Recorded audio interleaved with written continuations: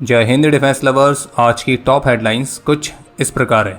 Radar डोम की manufacturing के लिए BHEL ने DRDO के साथ साइन किया टेक्नोलॉजी ट्रांसफर एग्रीमेंट। भारत और चीन की लीडरशिप के बीच महत्वपूर्ण bilateral meeting. US president European nation को कह रहे हैं भारत पर सैंक्शंस लगाने के लिए। ब्रह्मोस होगी भारत की फॉरेन पॉलिसी का आंसर और भारत के लिए रशियन बॉम्बर का ऑफर।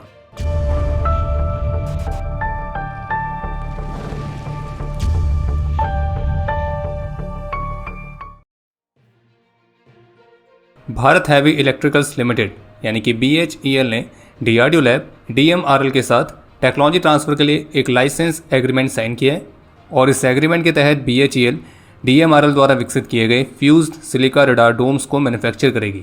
इसके अलावा एक अपडेट यह है कि अनमैन्ड व्हीकल्स को विकसित करने वाली भारत की एक प्राइवेट फर्म जिसका नाम है भैरव रोबोटिक्स प्राइवेट लिमिटेड, तो इनके द्वारा एक रक्षक वेपन स्टेशन को विकसित किया गया है जो कि ऑटोनॉमसली टारगेट्स को डिटेक्ट, ट्रैक और इंगेज करने के लिए लॉन्ग रेंज स्टीरियो विजन और AI का इस्तेमाल करता है।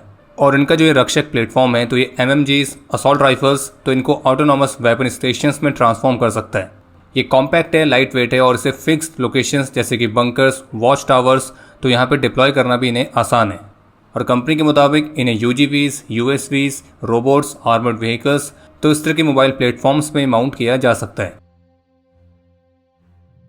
तो जैसे कि तय था, आज भारतीय प्रधानमंत्री श्री नरेंद्र मोदी और उनके चाइनीज काउंटरपार्ट राष्ट्रपति शी जिनपिंग के बीच बायलैटरल मीटिंग कंडक्ट हुई थी और इस मीटिंग के दौरान दोनों देशों के लीडर्स इस बात पर सहमत हुए हैं कि वे पार्टनर्स हैं, राइवल्स नहीं हैं और उनके बीच के डिफरेंसेस डिस्प्यूट्स में बदलने नहीं चाहिए।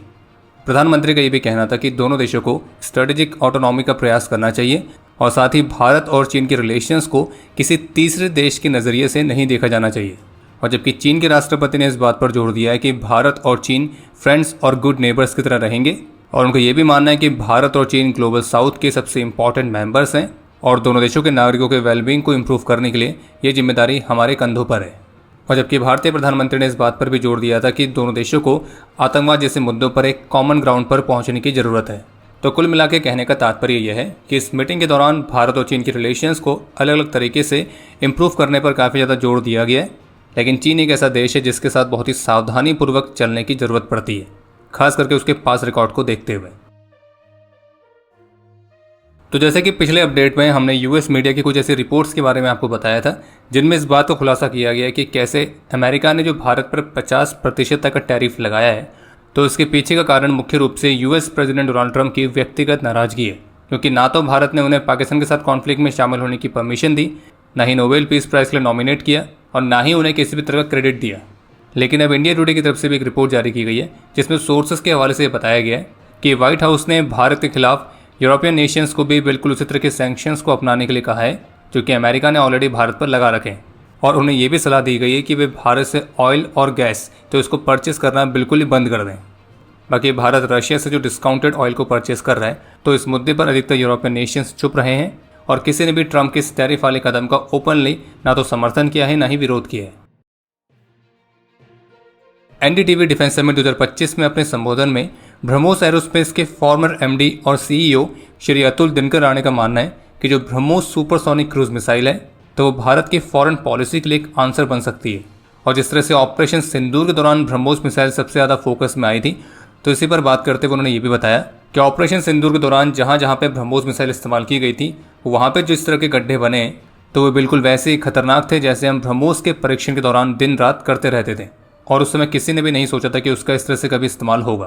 और जैसे कि आप सभी जानते हैं कि ऑपरेशन सिंदूर के भारत के स्ट्राइक्स को लेकर पाकिस्तान के प्रधानमंत्री ने भी पब्लिकली ब्रह्मोस की कैपेबिलिटीज़ को स्वीकार किया था। तो उसी के संदर्भ में मिस्टर राणे का कहना था ब्रह्मोस की कैपेबिलिटीज़ क्या है तो उसका प्रचार करने के लिए पाकिस्तान के प्रधानमंत्री से बेहतर और क्या ही हो सकता है जो कि हमें इसके द्वारा पहुंचाए गए नुकसान के बारे में बता रहे हैं। और ब्रह्मोस मिसाइल को टॉम हॉक मिसाइल का सुपरसोनिक कजन बताते हुए उन्हें कहना था कि ब्रह्मोस अपनी सुपरसोनिक रफ्तार के कारण इतनी खतरनाक है, इसे जमीन, हवा, पानी कहीं से भी लॉन्च किया जा सकता है और जिस रफ्तार से उड़ान भरती है तो कोई सरफेस टू एयर सिस्टम भले इसे ट्रैक कर ले लेकिन इसको इंगेज कर पाना उसके लिए काफ़ी मुश्किल होता है। और ऐसा आपको बता दें कि ब्रह्मोस का जो एयर लॉन्च वर्जन है ब्रह्मोस A तो उसके रेंज को 800 किलोमीटर तक बढ़ाए जाने पर तेजी से काम चल रहा है। आप सभी को ध्यान होगा कि पिछले महीने यानी कि जुलाई में मल्टीपल रिपोर्ट्स ऐसी आई थी जिनमें क्लेम किया गया था कि जो भारत है वो भारतीय वायुसेना के लिए अब एक ultra long range strategic aircraft को विकसित कर रहा है जिसकी रेंज 12,000 किलोमीटर से ज़्यादा होगी। और इस रिपोर्ट को हमने भी अपने डिफेंस अपडेट में कवर किया है। यानी कि सीधे तौर पर कहा जाए तो इन रिपोर्ट्स में ये क्लेम किया गया था कि जो भारत है वो अभी तक का सबसे लंबी दूरी वाले स्ट्रेटेजिक बॉम्बर्स को विकसित कर रहा है। हालांकि उस समय भी हमने आपको कहा था कि उन रिपोर्ट्स को लेकर कोई भी ऑफिशियल कंफर्मेशन अभी तक नहीं है। फिर उसके बाद कुछ और रिपोर्ट्स आई जिनमें फिर से कुछ ऑफिशियल सोर्सेज के हवाले से ये क्लेम किया गया कि भारत इस तरह के किसी भी ultra long range strategic aircraft को विकसित नहीं कर रहा है। और अब इसी बीच बॉम्बर्स को लेकर अगर बात हो ही रही है तो एक बार फिर से ये रिपोर्ट चर्चा में है कि जो रशिया है वो अपने Tu-160 बॉम्बर भारत को लीज पर देने वाले ऑफर पर काफ़ी स्ट्रांगली पिच कर रहा है। रशिया का जो ये Tu-160 बॉम्बर है जिसे व्हाइट स्वान के नाम से जाना जाता है, तो वर्तमान समय में अभी ये केवल रशियन एरोस्पेस फोर्सेस की सर्विस में ही ऑपरेशनल है। और रिपोर्ट्स में कहा गया कि इसका अपग्रेडेड वर्जन जो कि है Tu-160M, तो इसका रशिया ने भारत को ऑफर पेश कर रखा है। लेकिन आपको फिर से स्पष्ट कर दें कि इन रिपोर्ट्स पर भी अभी तक ना तो रशिया की तरफ से और ना ही भारत की तरफ से कहीं से भी कोई ऑफिशियल कमेंट तक नहीं है। बाकी भारत को बॉम्बर एयरक्राफ्ट की एक्चुअल में रिक्वायरमेंट है या नहीं, तो इस पर भी अलग अलग एक्सपर्ट्स की अलग अलग राय है और इस पर आपकी जो राय है आप उसे कमेंट सेक्शन में शेयर कर सकते हैं। बाकी अब समय है आज के इतिहास का।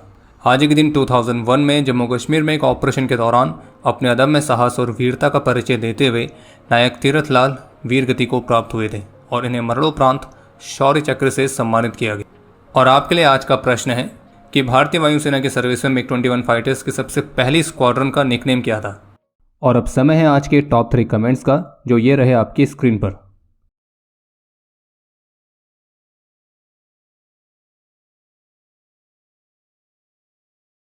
उम्मीद है आपको आज का एपिसोड पसंद आया होगा। पसंद आया तो वीडियो को लाइक करना ना भूलें। आपके कोई भी सुझाव या सवाल हो तो उसके लिए कमेंट सेक्शन ओपन है। और अगर आप डिफेंस रिलेटेड और भी एक्सक्लूसिव कंटेंट में दिलचस्पी रखते हैं तो आज ही प्ले स्टोर से डिफेंस स्क्वाड की सुपर ऐप को डाउनलोड करना ना भूलें। और अगर आप चैनल पर पहली बार आए हैं तो squadron.in पे जाके हमारे नए डिज़ाइंस को भी चेकआउट जरूर करें। बाकी जल्द मिलेंगे नए एपिसोड के साथ। तब तक के लिए जय हिंद, जय भारत।